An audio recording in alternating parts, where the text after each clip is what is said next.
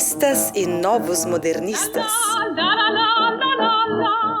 Este é o 8º podcast do Teatro Municipal de São Paulo. Eu sou Ligiana Costa e estou aqui na sala do quarteto com 3 figuras diferentes entre si, mas que criarão laços e derrubarão muros. Estou com Hugo Pozzolo, diretor artístico do Teatro Municipal. Bem-vindo. Obrigado, ótimo poder estar no podcast de novo, falando aqui sobre a programação do Teatro Municipal. Estamos com Naomi Munakata, que é a regente titular do Coral Paulistano. Mário de Andrade ainda leva esse nome, Naomi? Não, ainda não, porque oficialmente é Coral Paulistano.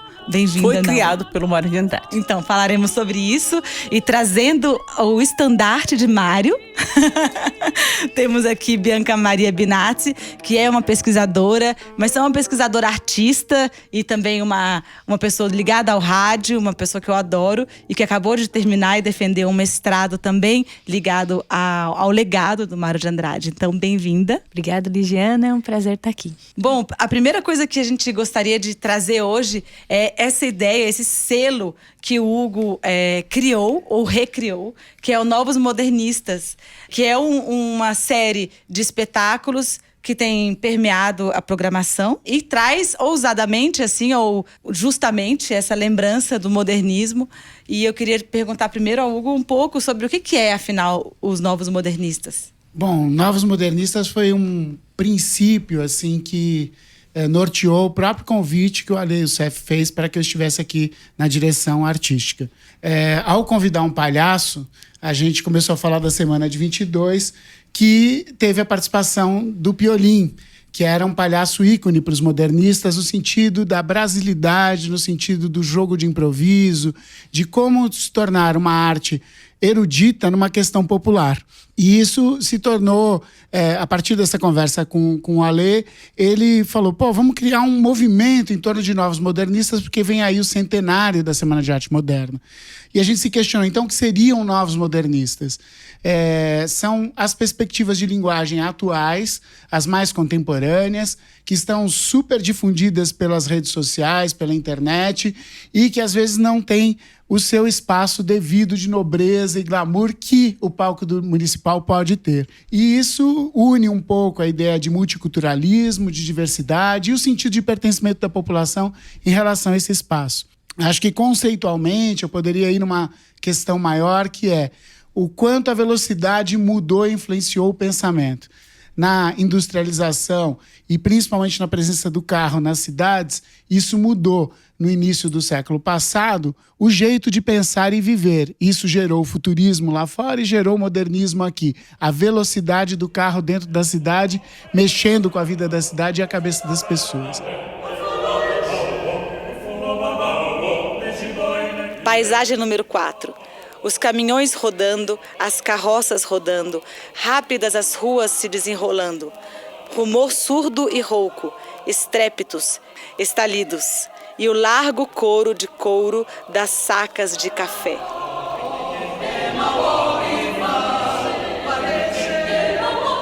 Depois, no pós-guerra, a gente tem um movimento interessante que é da contracultura, que no Brasil se sintetizou-se no tropicalismo.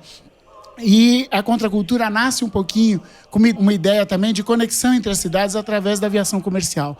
Ela norteou também uma mudança de velocidade na sociedade, no mundo inteiro. E hoje a gente tem uma mudança de velocidade que se dá pelo uso da internet, do smartphone. A velocidade muito acelerada, a gente está em conexão com o mundo inteiro, com pessoas e com informações de maneira muito prática, no bolso, na mão ou na bolsa. E isso também influencia o pensamento. Então é abrir espaço para que novas expressões, novas linguagens estejam presentes na cidade. E aqui a gente tem a grande vitrine, a grande vidraça da cidade, que é o Teatro Municipal, e a gente quer torná-la cada vez mais vitrine e cada vez menos vidraça. Maravilhoso. E essa locomoção de humanos de um espaço para o outro, que de fato realmente é o que traz, até poeticamente, né, a inquietação dos modernistas e etc. E traz também uma figura que andava viajando e volta para o Brasil e, pelo menos segundo a biografia do Mário de Andrade, que eu estou lendo, faz o primeiro espetáculo cantado aqui dentro desse teatro com cateretês e machistas, etc., que é a Elzy Houston, que é uma das especialidades da Bianca Maria. Quem foi essa Elzy Houston? gostam e qual foi a contribuição dela até para pensar a música brasileira?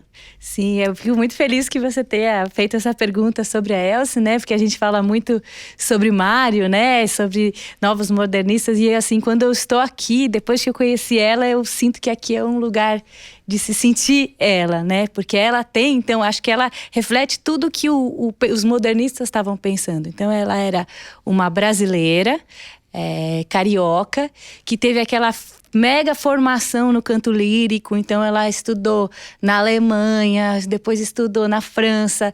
Então ela volta para o Brasil, só que quando ela chega na França, ela entra em contato com as vanguardas, justamente com o surrealismo. Ela se casa com um dos maiores surrealistas, que era o Benjamin Perret.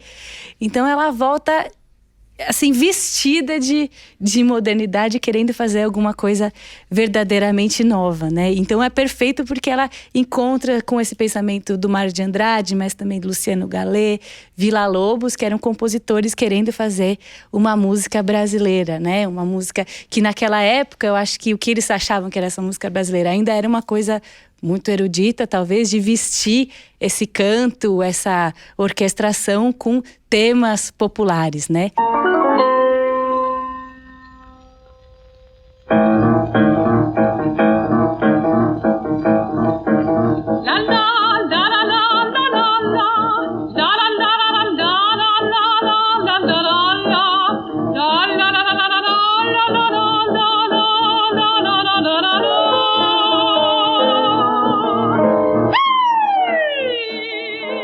A Elce, além de estar interessada nos gêneros da música brasileira, do samba, do maxixe, ela estava muito interessada também no cantador brasileiro, né? Nessa cantadeira aqui do Nordeste. Na vocalidade na congada, exato. Como uma estudante do canto lírico, uma pesquisadora, ela queria entender como se canta no Brasil, né? Como é que é maravilhoso esse canto dessa mulher que eu escuto em Recife, que não tá em disco, né? Nem as cantoras da tal dita música popular estão cantando. Então ela não é nem popular, nem erudita, e ela quer mesmo romper o muro. Atirar no pau, atirar, Antônio. Mato minhaca, atirar, Antônio. Eu tenho chumbo pra chumba, viado no mato pra caça, enganar a Maria pra samba. Eu boto no mexer com a nhanha. Ou a vidraça, assim. Ela fala, gente, não precisa separar as duas coisas. Tem uma outra coisa que é além, que é o sentimento da música, né? Então, ela, assim como o Mário, ela sai pelo Brasil viajando, ouvindo e estudando com a música popular, que é a música popular, de verdade, que é aquela que está fora do mercado, é aquela que está fora do disco, que está fora da indústria da música. É a música da festa, é a música do acalanto, é o canto de trabalho. Então, ela é mais uma voz que conta essa história, né? E aqui em 29 parece que ela fez uma primeira apresentação no Teatro Municipal, que parece que foi um super choque, assim. Ela tinha acabado de chegar da França com um repertório e com um pensamento feminista, surrealista, e a gente tem até um programa dela aqui no Municipal, que tem uma ilustração linda do Flávio de Carvalho, que fez uma caricatura dela. Então acho que aqui também é a casa dela, não só do Mário. E os dois eram grandes amigos, né? Trocaram muito. E para quem não conhece, esse trabalho da Bianca Maria, então, resultou num disco, né? Que o selo Gomalaca lançou com regravações de coisas ligadas a Elze, né? E aí, bom, de toda essa era, né, dos anos 20 e 30, nasce, então, esse momento, enfim, o Mário se torna uma figura importante na política, no pensamento, né, e no fazer da música, e aí ele traz pra gente essa ideia do coral paulistano. Então, eu queria que a gente falasse um pouco desse coral e pra que ele nasceu, assim, como é que foi essa chegada? O coral paulistano, originalmente,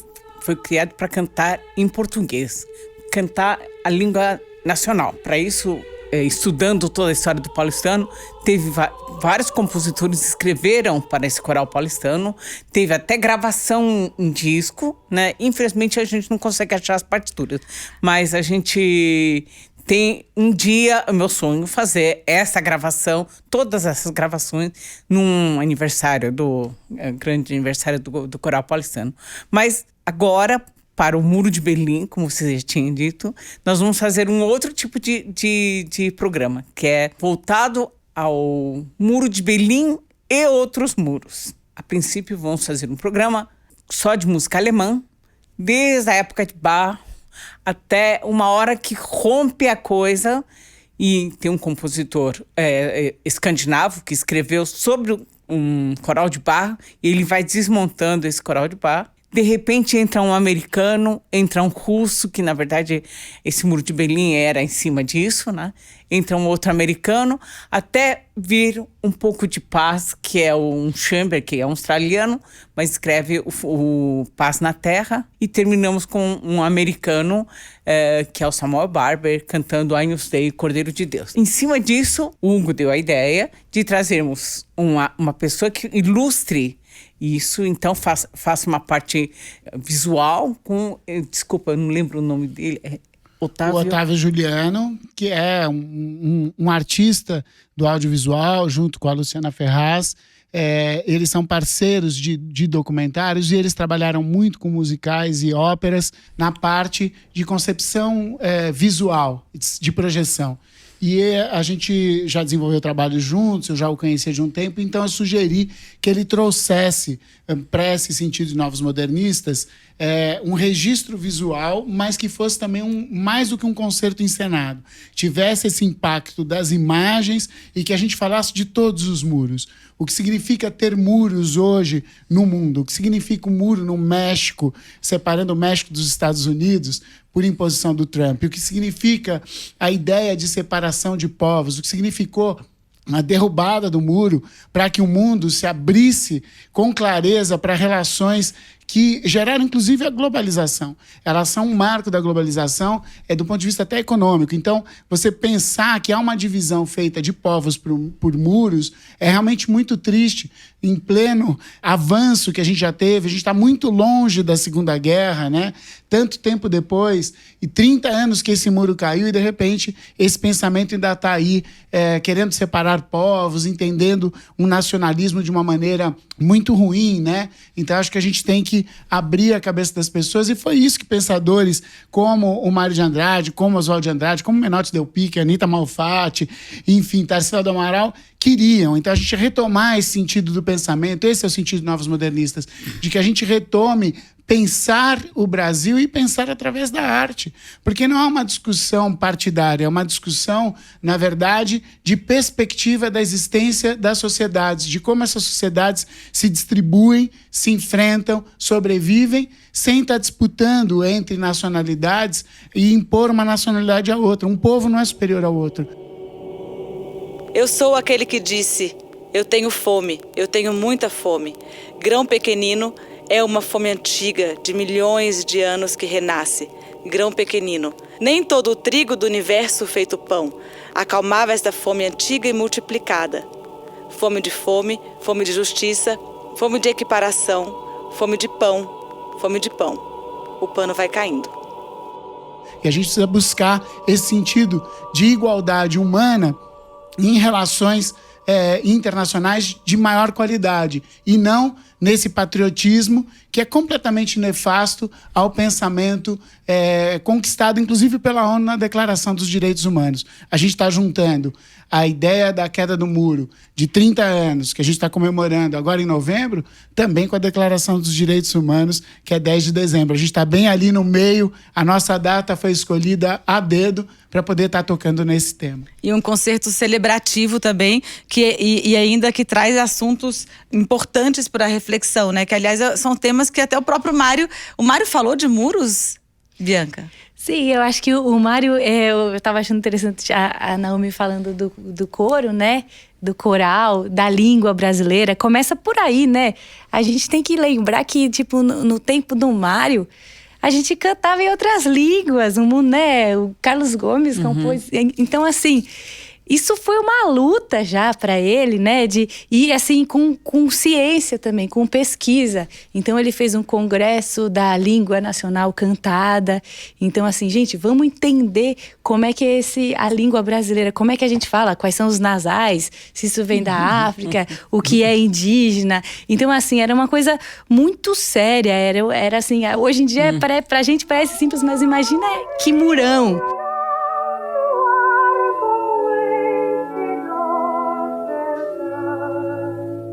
Uou, estão cantando em português, como é que você vai... Aí a Naomi vai saber, eu não sei como faz, mas como é que você põe um ão no coral? Se discute até hoje, ninguém sabe muito bem porque o ão é aqui em São Paulo de um jeito, lá em cima de outro jeito, o S no carioca é quase X, etc.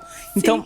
Até agora, ninguém sabe exatamente como cantar em português. Exato. E eles fizeram esse congresso, era justamente para... Chamaram várias pessoas, assim, tipo Roquete Pinto, o Guarnieri, o Mário, pra gente decidir qual que seria a forma correta de se cantar. Não só o ão, mas o não sei o quê. E o Mário é legal que ele tem um amor muito especial pelo coro e pelo coral. Isso a gente estava vendo, porque ele fala assim, depois que a gente fala, ele vai se atualizando também, né? Então, na semana de 22, ele fala, eu era jovem e feliz, mas a minha felicidade me tornou um cara egoísta e pouco propositivo socialmente, né? Depois que ele vai trabalhar no departamento de cultura, que ele sente o golpe, quando ele é expulso. O Prestes Maia nunca compreendeu o departamento de cultura. Injetou curare nele. Catalepsiou-o sem extirpar-lhe a faculdade de pensar. Tirou-lhe os movimentos sem tirar a sensibilidade para a dor. E ele ficou sofrendo de nós, os seus sonhadores. Cada mutilação ecoava surda, em cada um e muito. Mas talvez dentro do Mário, que ficou como um cachorro sem dono, como quem perdera a própria razão de ser. Ele começa a pegar uma birra do que ele chama de virtuosismo, assim. Eu não quero mais, tipo, ter um cara que toca aquele violino maravilhoso, a cantora maravilhosa que faz aquele super agudo. Mas é o coro, ele falava, a força socializante do coro. É a sua mãe que cantou pra você, sem saber cantar, aquele canto de ninar, que hoje você canta pro seu filho, e que hoje, saindo no municipal, todo mundo podia sair na rua cantando. É uma música que diz alguma coisa em comum entre todos nós, né? E tem muito texto dele, assim, sobre o poder do coro, assim, justamente para derrubar essas barreiras do individualismo, que era uma coisa que, segundo ele, era isso que gerava a guerra, né? Como o Hugo falou, né? Essa coisa do nacionalismo. No começo ele era muito, né? Brasileiros, o Macunaíma, né? O inimigo, é o italiano, talvez mais para frente ele começa a ver que a gente tinha uma voz comum e era a música, talvez, uma forma da gente se entender. Na verdade, não importa a língua. Importa, Exato. Sim, o cantar. Exato. É a coisa mais importante. Isso. E ele fala, né? O povo orando junto, né? Uma oração. Existe uma outra coisa que eu acho que é importante de falar do Mário de Andrade, que é o primeiro cara, talvez, no mundo, a desenvolver todo um pensamento sobre a relação de políticas públicas para a cultura. Ele muda o eixo do sentido do pensamento político da época e que reverberou depois e influencia vários outros, né? E a própria concepção francesa posterior da ideia dos governos pensarem a cultura e o surgimento de ministérios e secretarias de cultura. Ele é um precursor disso. Ele norteia e ele registra isso. O que é legal é que a gente tem documentado todo esse pensamento de como se relacionar com a arte popular, de como dar visibilidade a ela, como introduzir certos quesitos que são considerados eruditos e que são acessíveis. A separação que a gente faz entre popular e erudito, entre aquilo que é mais clássico e que não é clássico, que é contemporâneo, na verdade, é uma separação de estudo que acaba gerando preconceitos e que o público não tem. O público ouve música. Ele não quer saber se a música tem esta origem ou aquela. Ele quer saber se aquilo lhe atinge de alguma maneira no seu sensorial e no seu intelectual. Então, de que maneira a arte chega para as pessoas. E na música coral, isso é muito presente, porque não só esse sentido coletivo, mas a busca desse lirismo que está ligado na raiz popular, que é uma investigação para além do folclore, né? Porque o nome folclore é folk em inglês, é a cultura do povo, mas parece quase que uma coisa preconceituosa a palavra folclore, quando na verdade é uma representação do sentido amplo de uma sociedade que interage. Claro que existem os entendimentos de classe, os entendimentos de categorias, de representação disso. Mas o importante é quando você coloca isso em visibilidade.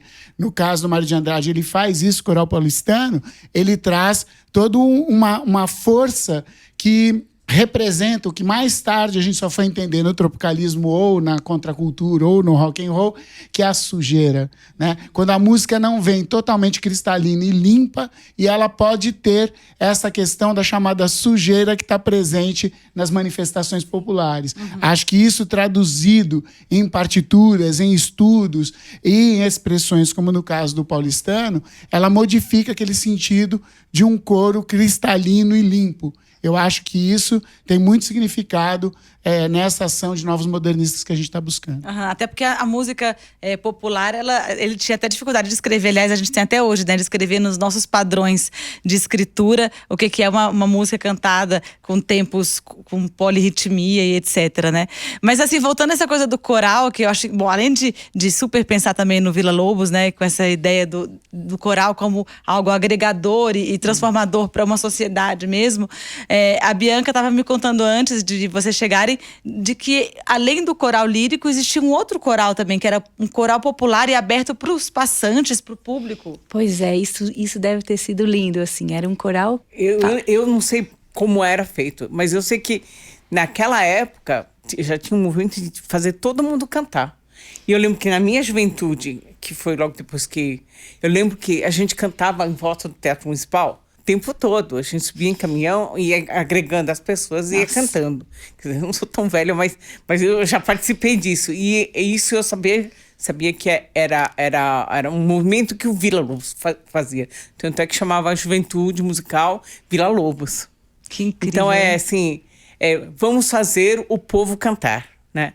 E eu sou muito a favor disso. Já tem um movimento aqui no teatro de fazer o pessoal que trabalha aqui dentro cantar. Né, cantar porque cantar a gente tira a primeira coisa, toda hierarquia, o chefe canta mais afinado que o outro, o faxineiro. A faxineira canta melhor do que o outro, e nisso tudo mistura. Então é super legal, eu já fiz muito trabalho assim desse jeito, e eu gostaria realmente que São Paulo voltasse a cantar. Porque cantava mais. Sim. Atualmente não canta mais. É verdade. Mais coro e, sabe, muito mais movimento, né? Sim. Mas é uma coisa que é muito complicada, porque envolve muito política, envolve ônibus, transporte público e envolve muita coisa. Sim. Mas é uma coisa... Mas assim às vezes são aquelas coisas que, uma vez que você também joga a faísca, o próprio povo e as próprias pessoas se interessam. Porque eu me lembro eu em Brasília cantando no coral de 500 pessoas e não tinha nada, assim, era dentro da universidade, mas não tinha nenhum tipo de apoio. A gente ia lá semanalmente cantar. O que você trouxe de E surpresa? no meio do caminho também, eu já achei um programa do Coral Paulistano, não, desse coral popular do Teatro Municipal, que parece que tinha anúncios, né? Tipo, venha, você, que não precisa cantar nem bem, mas venha. Eu achei isso A gente faz muito... um movimento aqui, quer dizer, não só aqui. Antes eu trabalhava em outro lugar e todo ano a gente fazia uma coisa chamada leitura pública. Aqui, aliás, sou eu e o Maestro Roberto também. Mas, assim, traga a sua partitura, e venha cantar. Não importa se canta errado, não. Venha cantar. E sempre deu certo. Faz isso 19 anos que eu faço isso. Olha aí. E é super legal isso. Tem uma vez que nós fizemos com 400 pessoas cantando Requiem de Mozart. Ai, que sem lindo. ensaiar nenhuma vez. Assim, era com piano e seja o que Deus quiser, né? Era assim. Maravilhoso. E Então, nesse Natal a gente vai ter de novo, né? Olha, A gente vai fazer... Já estamos antecipando aqui no podcast de novembro, já dezembro. Preparem. Qual vai ser o repertório? Ajudar para a pessoa estudando em casa? No Mosteiro nós vamos fazer o Glória de Vivaldi. E aqui é o Messias de Handel.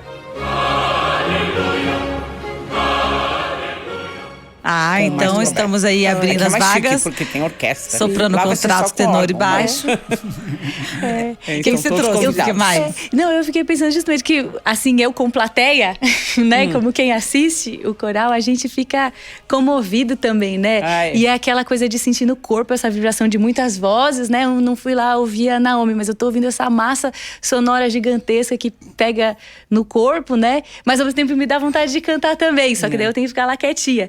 E E aí eu acho que o que eles faziam, né? Então eles pegavam temas populares, que o Mário já estava pesquisando com a moção de pesquisas folclóricas. Então ele foi lá no samba de Pirapora e ficou impressionado como os caras estavam cantando aquele samba rural. Que é isso, alguém puxa um tema simples e de repente está todo mundo cantando. E aí, nesse texto, eu vou ler um pedacinho e depois vocês editam, que então era esse convite, né, pra vir participar do coral, né? Então ele tá falando do poder socializador da arte dos sons. Canta junto e cantam lindíssimos os cantos populares do Brasil.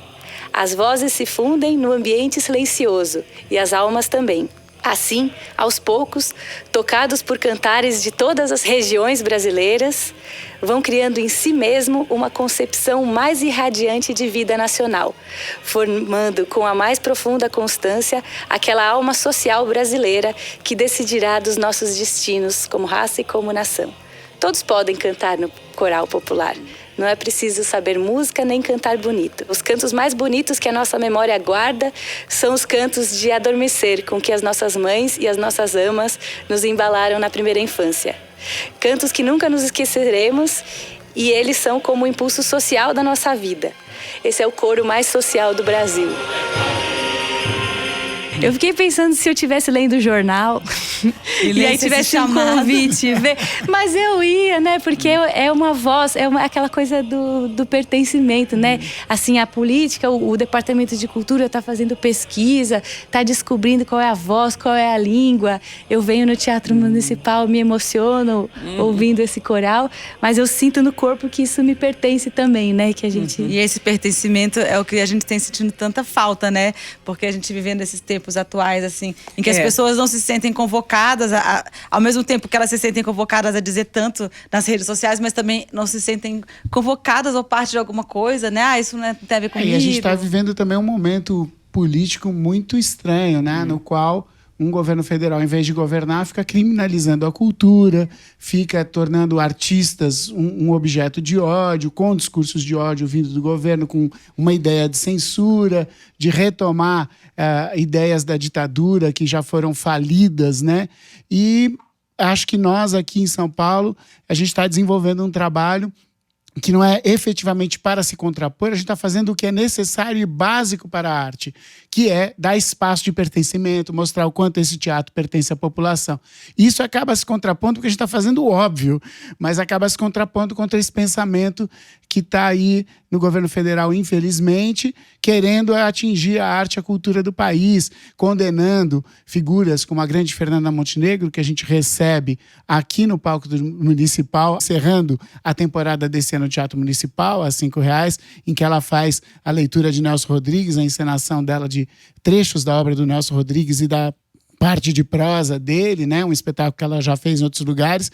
Então a gente tem a oportunidade de receber a Fernanda Montenegro, que foi colocada aí como sórdida por um infeliz representante do governo federal, que ao invés de cair do posto, subiu de posto. É inacreditável. Por isso, quer dizer, é vergonhoso para o país que uma pessoa atinja de maneira tão agressiva uma mulher, uma idosa, e sobretudo quando essa pessoa é Fernanda Montenegro, que é um símbolo nacional, inclusive para fora do país. Bom, mas pessoa que concorreu ao Oscar representando o nosso país e ser condenada dessa maneira por uma estupidez.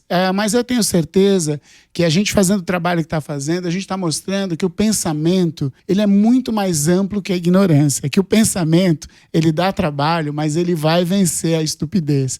Eu tenho certeza que São Paulo está se mostrando muito mais modernista que bandeirante. Ele é muito mais o pensamento do que a ideia da guerra e do militarismo, que, no fundo, não servem para nada, a não ser para deixar as pessoas se odiando. E o que a gente quer é um discurso de relação, de comunhão, de encontro. E a ideia de um coro, falando de estar cantando com comunhão e com alegria, que eu acho que aí o Oswald de Andrade, assim como o Mário de Andrade, mas ele cunhou a frase que é decisiva, né? Alegria é a prova dos 9, gente. Vamos encarar isso, que quem tem que resistir é o outro lado. Nós estamos resistindo e muito bem, graças a Deus. Com certeza. Não, e sem dúvida, uma figura sórdido é ele, né? Aliás, sórdidos são eles que têm coragem de falar de violência e ainda serem alçados a presidentes. É inacreditável realmente o que a gente está vivendo. E só muita arte, muita força modernista renascida para deixar a gente forte, né? E muito cantar junto, né? Pra gente se energizar e continuar nessa nossa luta, assim. E que esse podcast não caia e não seja censurado. Fique bem claro. Não será. Ele é o podcast do Teatro Municipal de São Paulo. E ainda só falando um pouco sobre a programação, assim, trazendo essa coisa do que tem acontecido aqui, a gente ainda vai ter nessas novas experiências do Teatro Municipal, uma ocupação da cúpula, uma ocupação completamente incrível, né? Eu sou louca pela cúpula, que é em cima, o telhado, o rooftop do Teatro Municipal, que vai receber fim de partida do Beckett. Conta pra gente como é que vai ser isso, do Yoshi Oida. A cúpula, ela era inicialmente só uma cúpula, ela não tinha nem a plataforma que tem hoje. Depois, ela foi montada com uma plataforma para pintura de cenários. E é um espaço extremamente interessante e agradável, que hoje é a casa de ensaios tanto da Orquestra Sinfônica Municipal quanto do Coral Lírico, porque ela tem mais ou menos a dimensão, apesar dela ser circular, ela ocupa a dimensão do palco, que permite os ensaios das óperas e permite o ensaio do lírico. No entanto, tem períodos no fim de semana e à noite que ela não é utilizada. E ela já foi utilizada para espetáculos anteriormente. E depois das mudanças todas que aconteceram de se tornar organização social a gestora do teatro, desde então estava proibido o uso da cúpula para o público. E o público adora ir para a cúpula, é um lugar diferente. A gente já fez uma experiência na última virada cultural com o Coral Paulistano, realizando um concerto onde as pessoas visitavam bastidores do teatro acompanhados de fantasmas desse teatro, brincando com esse mito. E desta vez a gente está abrindo, então, Novos Modernistas também com esse espetáculo, Fim de Partida, do Beckett, que foi um encontro de um grupo de artistas brasileiros liderados pelo Matteo Bonfitto e que fez um encontro com Yoshi Oida, que é um ator de origem japonesa, mas que trabalha com Peter Brook, sempre trabalhou com Peter Brook, é da companhia dele, e que se dispôs a fazer essa direção com um grupo brasileiro que a gente está recebendo aqui. Então é um projeto muito especial, porque traz essa linguagem do teatro do absurdo dentro de um espaço icônico que é a cúpula do Teatro Municipal de São Paulo. Então, maravilhoso. E dentro dessa perspectiva do nascimento mesmo do coral lírico, só voltando um pouco, ou do coral paulistano, como é que ele foi se transformando, então, num coral que hoje em dia faz, por exemplo, música alemã? Como é que esse repertório brasileiro ainda também permeia ou ele está um pouco afastado disso? Não tivemos muitas chances de misturar com obras de outros compositores europeus, etc. Mas pelo menos uma ou duas vezes fazemos um concerto só de música brasileira, de preferência pedindo para algum compositor escrever com o texto do Mário de Andrade. Nós já temos vários compositores que escreveram graciosamente em cima dos textos do Mário de Andrade, mas assim, queremos aumentar cada vez mais, e assim, tem um sonho de fazer até um CD com composições novas, né? De compositores que escrevam com textos dessa época, porque eu acho que seria até uma grande chance de a gente lançar em 22, não é? Vamos lá, vamos batalhar pra gente conseguir em 22 fazer essas comemorações. Porque, inclusive, todas. isso era o desejo do Mário lá atrás, não era? De ter uma discoteca e um selo. Sim. Ele criou um selo. Isso pouca gente sabe e fala, né? Mas isso. Tem uns discos arquivados lá no Centro Cultural. Isso, que tomara que a Ligiana consiga colocar nesse podcast as gravações. Colocar nesse podcast. Mas existiu um selo que ele criou para isso. Sim, porque tudo isso, o coral, o quarteto, tudo isso surgiu de uma ideia dele. Ele falou assim, então como é que eu vou democratizar o acesso a tudo isso que a gente está produzindo e criando? Pois na época, rádio. Vou fazer uma rádio. Então o grande projeto dele era fazer a rádio escola do Departamento de Cultura. Só que aí, o que eu vou tocar na rádio se só tem esse tipo de música, sei lá, foxtrot? Eu quero tocar música brasileira, eu quero tocar esse coro brasileiro. Ele falou, então tá bom, então eu vou fazer a gravadora do departamento. E aí a gravadora fez essa série de gravações do Coral Paulistano, tem uma gravação do Coral Popular, tem a famosa missão de pesquisas folclóricas, que sai também dessa ideia de gravar o que não se gravava, né? E tá tudo disponível lá no Centro Cultural São Paulo. É uma pena que tudo isso é muito burocrático agora, né? Então, tirar o disco, aquela bolagem, do Centro Cultural é um drama. É um então, drama. Se conseguir uma partitura que deve estar em algum arquivo, não se acha, porque a gente teve muita mudança. Isso. E tudo isso é complicado. Tem um colega meu também que faz uma pesquisa sobre isso, mas ele tem muita dificuldade de conseguir. Então, quem sabe, 22... Sim. Isso precisa ser resolvido até 22, pelo menos. Né, rever, Tem um tesouro lá, eu tenho certeza que o Mário gostaria que esse tesouro estivesse rodando aqui nas rádios do que empratelerado, né? E essas coisas também estragam com o tempo. Então, a gente precisa ouvir isso logo e trazer para as nossas produções. Mas... Então, a gente vai encerrar esse nosso papo, porque o tempo urge, mas a gente vai encerrar também, então, com essa convocação mesmo, de que esses espaços se organizem da forma justa e que o poder público também dê espaço para que os pesquisadores possam pesquisar da forma justa, né? E que essas pesquisas não sejam engavetadas, escondidas, porque, pelo contrário, aliás, além dos artistas, também os pesquisadores têm sido completamente... malditos, né, nesses anos aí, nesse momento horroroso do Brasil. Acho importantíssimo falar disso, porque a gente tem um CPDOC ultra importante, inclusive com o acervo do Mário de Andrade aqui no Teatro Municipal. E desde a minha chegada aqui na direção artística, a gente vem trabalhando no sentido de organizar e realmente sistematizar o trabalho desse CPDOC para que ele fique disponível para pesquisadores e a população em geral, que tem todo o direito a ter acesso a esse patrimônio. Eu acredito que até o final dessa gestão da Secretaria de Cultura, a gente consiga fazer um bom passo desse projeto, que é entregar para a população e aos pesquisadores o acesso ao CPDOC do Teatro Municipal. Muito bom, maravilhoso. Muito obrigada a todos vocês. Obrigada. Nos encontramos então nas agradece. celebrações dos Novos Modernistas, no coral de final de ano, todo mundo cantando junto. Quero ver o tenor Hugo Pozzolo cantando. E até lá. Do modernismo à orquestra, o maestro Roberto Minchuk nos fala um pouco sobre a programação da Orquestra Sinfônica Municipal. O concerto que faremos no dia 30 de novembro, com repetição no dia 1º de dezembro, terá a grande pianista russa Olga Kern, uma das mais importantes pianistas da atualidade. Foi vencedora do prêmio Van Cliburn, um dos mais famosos concursos de piano do mundo, e ela é justamente considerada uma das melhores intérpretes de Rachmaninoff. O segundo concerto, que é um concerto talvez mais tocado para piano e orquestra, concerto mais popular, é de fato uma das principais obras de toda a literatura clássica. E nós vamos fazer na segunda parte a obra de Wagner intitulada O Anel Sem Palavras. É simplesmente uma obra que contém todos os highlights da tetralogia do Anel dos Nibelungos. São 70 minutos de música que passeia desde a primeira ópera, Rheingold, chegando até a última, O Crepúsculo dos Deuses, com todos os temas principais, os grandes momentos, numa versão puramente sinfônica feita pelo maestro Loren Maazel.